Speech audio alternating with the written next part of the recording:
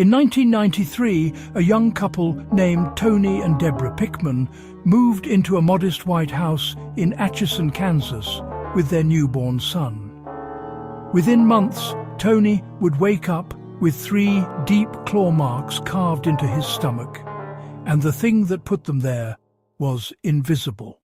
The house looked ordinary from the outside. 2 stories, white frame siding, the kind of place you'd walk past without a second glance. But the Sallie House has been called the most haunted home in America, and the story of why begins over 100 years ago, in the front room of that same building. In the early 1900s, the house belonged to a doctor named Charles Finney.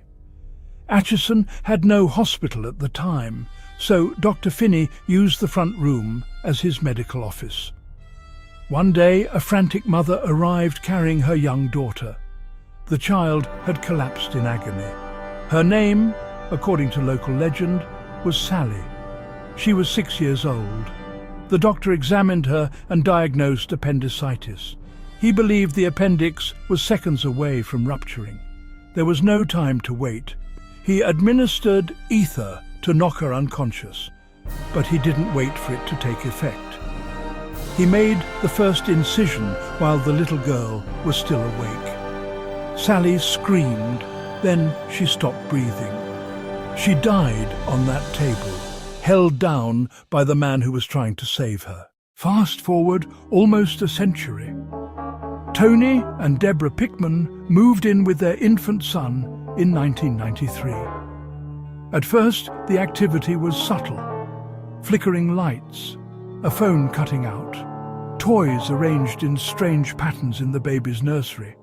Their dog would stand at the bottom of the stairs and growl at something no one could see. A psychic told them the spirit was a little girl named Sallie, just a child who wanted to be included. Debra embraced the idea. She bought Sallie a doll, wrapped it in gift paper, and left it on a chair. Moments later, the doll was in the baby's crib. The wrapping paper was still perfectly sealed on the chair. But then something changed. Tony began waking up in the night with deep scratches across his chest, his back, his arms. One morning, he found 3 claw marks gouged into his stomach. Then the burns started, angry red marks that appeared on his skin from nowhere. Fires ignited inside the house with no source.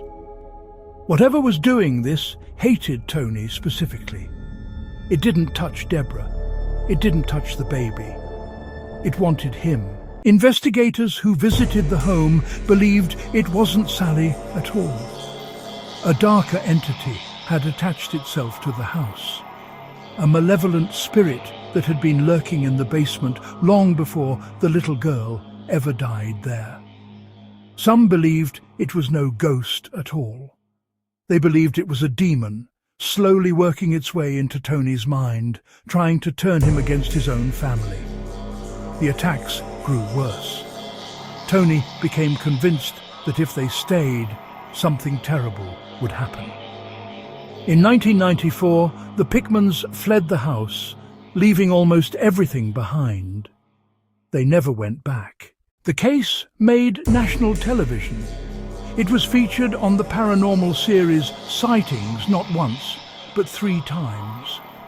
A made-for-TV movie was filmed, a book was written, and the house itself became a pilgrimage site for paranormal investigators from around the world. Today, the Sallie House still stands on North 2nd Street in Atchison. You can book an overnight stay, if you dare. Visitors report the sound of a little girl singing, coins dropping on wooden floors where no coins exist, growls in the basement, cold spots that follow you from room to room.